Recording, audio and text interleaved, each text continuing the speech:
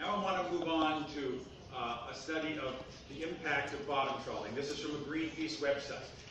And it's commonly said that bottom trawling wipes out everything in its path, or bottom trawling destroys ecosystems. I've been one of the leaders of a study for the last 3 years looking at the impacts of bottom trawling on the animals and the plants on the bottom. Not on the target species, but on the species that live on the bottom. This project was funded by 2 American foundations at the urging of the U.S. National Fish Institute, which is an industry organization saying, look, this is an important issue. These environmental foundations need to look into it. We assembled an international team that is pictured here. We had fundings for 4 meetings and 2 postdoctoral researchers. Those are young people who still do work. The rest, the older ones, we don't do work anymore. And then since then we've received additional funding from the Australian organization, Commonwealth Scientific and Industrial Research Organization, U.S. government, FAO, ICES, and 10 fishing companies. So the first thing we've done is just look at the footprint of trawling. Where is trawling happening and how intense is it? And this graph just shows you how many times a year each square meter of the ocean bottom is contacted by a trawl.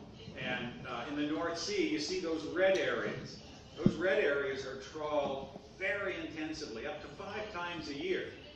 The blue areas are largely not trawled at all, the dark blue. The light blue, maybe once or 0 or 1 time a year. Now we see this pattern, and another way to look at it is how frequently is an individual piece of the bottom contacted by trawl gear. And so in the North Sea, and these are for different depth ranges,